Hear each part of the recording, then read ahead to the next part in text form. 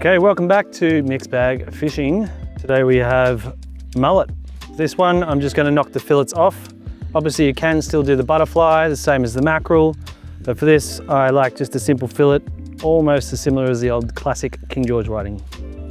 So I apply the same thing as I did to the other two fish, where it's cut behind the head and traced along behind that fin. Same on the other side. Remove the head, because then you've got a nice even platform to play with. These ones are quite a fine fillet.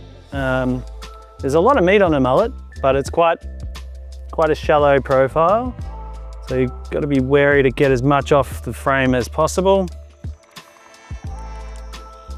This mullet in particular is of exceptional quality. It almost looks like King George whiting, to be honest.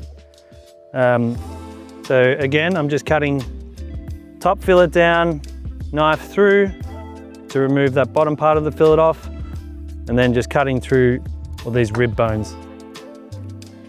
Same again on this side, tail to front.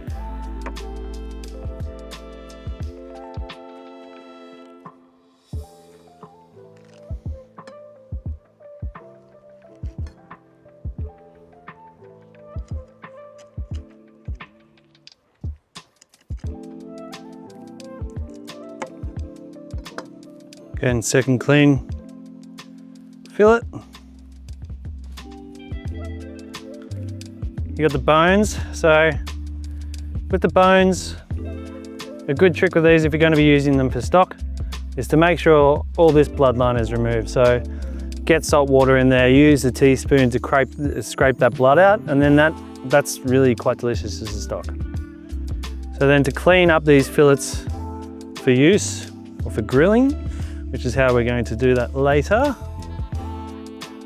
You see they have this black lining from the gut. That's because they're predominantly a weed-eating fish. So we're going to clean that up, just getting your knife along the line of the rib bones, getting it underneath there, and just trimming that off completely. Same again on this one.